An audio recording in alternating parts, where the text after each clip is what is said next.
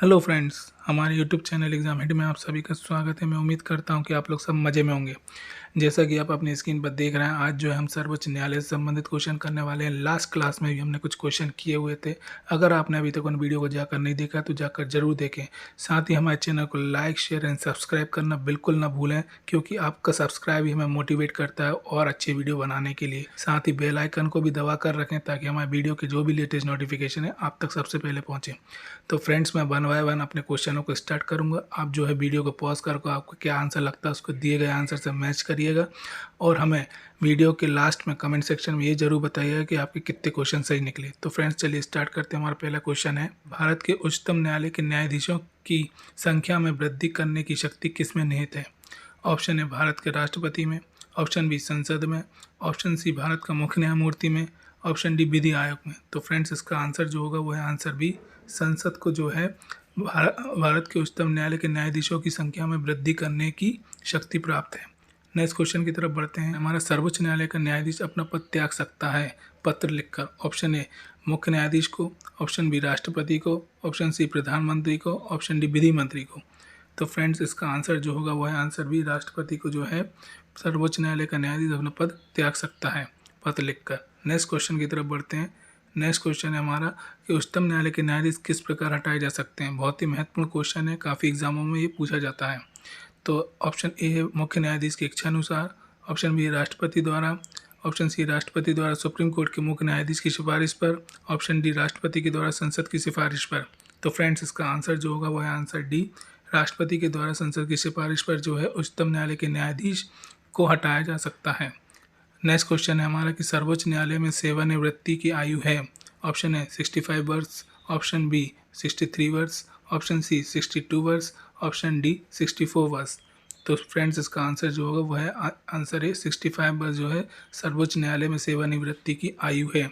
Next question की तरफ बढ़ते हैं। नेक्स्ट क्वेश्चन है कि उच्चतम न्यायालय के न्यायाधीश का वेतन निर्धारण किया जाता है। ऑप्शन है राष्ट्रपति द्वारा नियुक्त वेतन आयोग द्वारा, ऑप्शन बी विधि आयोग द्वारा, ऑप्शन सी संसद द्वारा, ऑप्शन डी मंत्रिपरिषद द्वारा। तो फ्रेंड्स, इसका आंसर जो होगा वो है आंसर सी, उच्चतम न्यायालय के न्यायाधीश का वेतन जो है निर्धारण किया जाता है संसद के द्वारा। तो नेक्स्ट क्वेश्चन की तरफ बढ़ेंगे। नेक्स्ट क्वेश्चन है हमारा, सेवानिवृत्ति होने के बाद सर्वोच्च न्यायालय के न्यायाधीश वकालत कर सकते हैं। ऑप्शन है किसी भी न्यायालय में नहीं, ऑप्शन बी सर्वोच्च न्यायालय तथा उच्च न्यायालय में, ऑप्शन सी केवल उच्च न्यायालय में, ऑप्शन डी केवल सर्वोच्च न्यायालय में। तो फ्रेंड्स, इसका आंसर जो होगा वो आंसर है किसी भी न्यायालय में नहीं कर सकते सेवानिवृत्ति के बाद। ये भी काफ़ी अच्छा इंपॉर्टेंट क्वेश्चन है, काफ़ी एग्जामों में पूछने की इसकी संभावना है। तो नेक्स्ट क्वेश्चन की तरफ बढ़ते हैं। तो नेक्स्ट क्वेश्चन है हमारा, सर्वोच्च न्यायालय के न्यायाधीशों की नियुक्ति कौन करता है। ऑप्शन ए सर्वोच्च न्यायालय के मुख्य न्यायाधीश से परामर्श के साथ, ऑप्शन डी प्रधानमंत्री की सलाह पर, ऑप्शन सी लोकसभा की सलाह पर, ऑप्शन डी राज्यसभा द्वारा अनुमोदित किए जाने पर। तो फ्रेंड्स, इसका आंसर जो होगा वो आंसर ए, सर्वोच्च न्यायालय के मुख्य न्यायाधीश से परामर्श के साथ ही जो है सर्वोच्च न्यायालय के न्यायाधीशों की नियुक्ति करता है। नेक्स्ट क्वेश्चन की तरफ बढ़ते हैं। सर्वोच्च न्यायालय में तदर्थ न्यायाधीशों की नियुक्ति होती है जब, ऑप्शन ए न्यायालय के किसी सत्र के लिए न्यायाधीशों का कोरम नहीं होता, ऑप्शन बी न्यायालय के समक्ष लंबित वादों में असाधारण वृद्धि होती है, ऑप्शन सी है स्थायी नियुक्ति के लिए कोई उपलब्ध नहीं होता, ऑप्शन डी है कतिपय न्यायाधीश दीर्घकालीन अवकाश पर जाते हैं। तो फ्रेंड्स, इसका आंसर होगा आंसर ए, न्यायालय के किसी सत्र के लिए न्यायाधीशों का कोरम नहीं होता है। नेक्स्ट क्वेश्चन की तरफ बढ़ते हैं।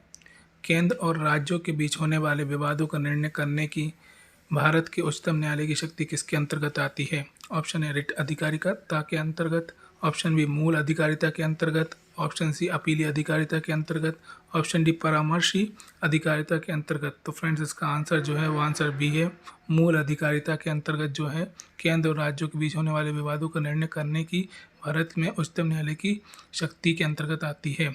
नेक्स्ट क्वेश्चन की तरफ बढ़ते हैं। नेक्स्ट क्वेश्चन है हमारा कि उच्चतम न्यायालय द्वारा आज तक की दूसरी सबसे बड़ी खंडपीठ किस केस में बनी है। ऑप्शन है टी.एम. पाई फाउंडेशन केस में, option B bank nationalisation case में, option C Minerva Mills case में, ऑप्शन डी गोलकनाथ केस में। तो फ्रेंड्स, इसका आंसर जो है आंसर डी गोलकनाथ केस में जो है उच्चतम न्यायालय द्वारा आज तक की दूसरी सबसे बड़ी खंडपीठ बनी है। नेक्स्ट क्वेश्चन की तरफ बढ़ते हैं। नेक्स्ट क्वेश्चन है कि निम्नलिखित में से किस बाद में उच्चतम न्यायालय ने संविधान के मूल ढांचे के सिद्धांत प्रतिपादित किया था। ऑप्शन है Maneka Gandhi, option B Kesavananda Bharati, option C A K Gopalan, option D Golaknath. तो फ्रेंड्स इसका आंसर जो है वो आंसर भी केशवनंद भारती है। नेक्स्ट क्वेश्चन की तरफ बढ़ते हैं कि संविधान की व्याख्या से संबंधित सभी विवाद सर्वोच्च न्यायालय के पास लाए जा सकते हैं। इसके ऑप्शन ए प्रारंभिक क्षेत्र अधिकार के अंतर्गत, ऑप्शन बी अपीली क्षेत्र अधिकार के अंतर्गत, ऑप्शन सी परामर्शदात्री क्षेत्र अधिकार के अंतर्गत, ऑप्शन डी उपरोक्त में से कोई नहीं। तो फ्रेंड्स इसका आंसर है आंसर बी अपीली क्षेत्र अधिकार के अंतर्गत जो है संविधान की व्याख्या से संबंधित सभी विवाद सर्वोच्च न्यायालय के पास लाए जा सकते हैं। नेक्स्ट क्वेश्चन की तरफ बढ़ते हैं। भारत में सुधारात्मक याचिका उच्चतम न्यायालय में निम्न अनुच्छेद के अंतर्गत दाखिल की जा सकती है।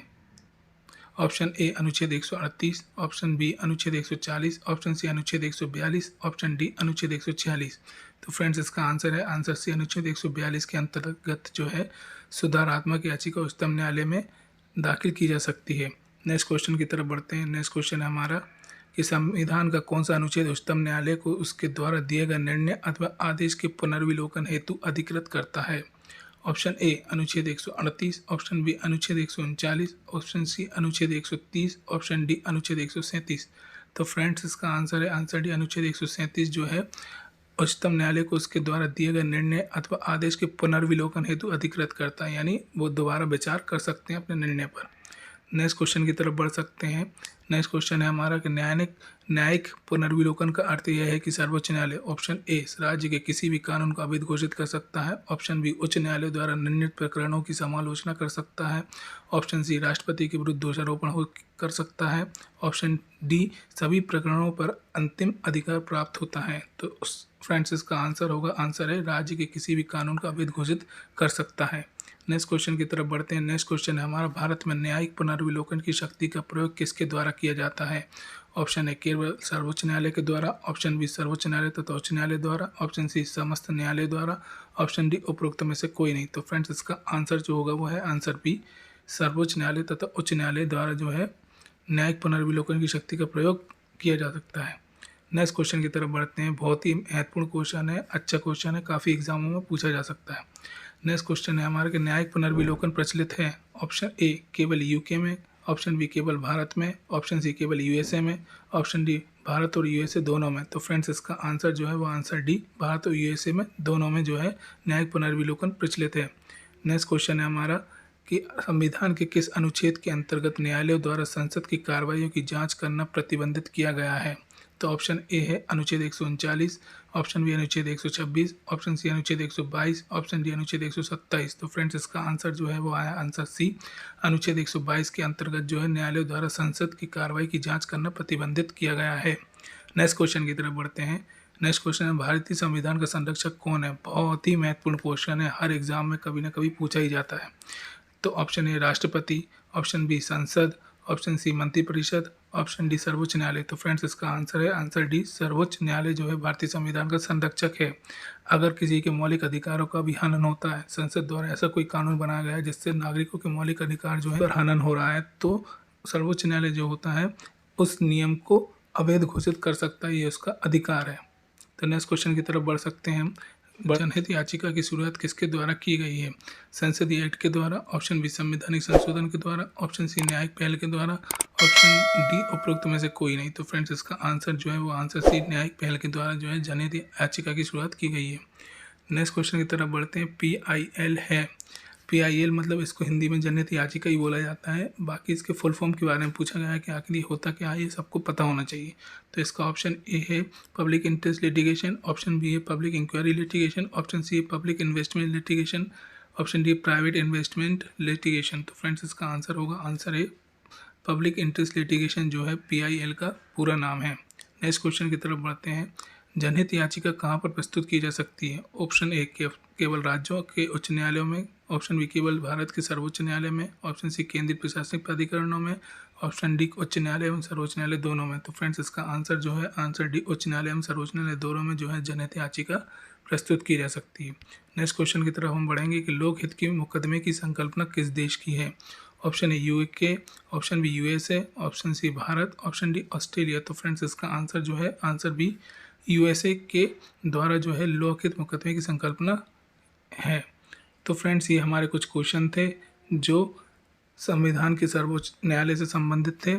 और मैं उम्मीद करता हूं कि आपको ये वीडियो काफ़ी पसंद आया होगा। लगभग मैंने सभी क्वेश्चनों को कवर करने की कोशिश की है। आप चाहते हैं कि मैं इसी प्रकार की और वीडियो आपके लिए लेकर आऊं, तो हमारे चैनल को ज़्यादा से ज़्यादा लाइक करें, शेयर करें, सब्सक्राइब करें, क्योंकि आपके सब्सक्राइब के कारण ही हमें जो है मोटिवेशन मिलता है और अच्छी वीडियो बनाने के लिए। तो फ्रेंड्स, सब्सक्राइब तो बनता है, साथ ही हमारे चैनल के बेल आइकन को भी दबा कर रखें ताकि हमारे वीडियो की जो भी लेटेस्ट नोटिफिकेशन है वो आप तक सबसे पहले पहुँचे। Thank you so much.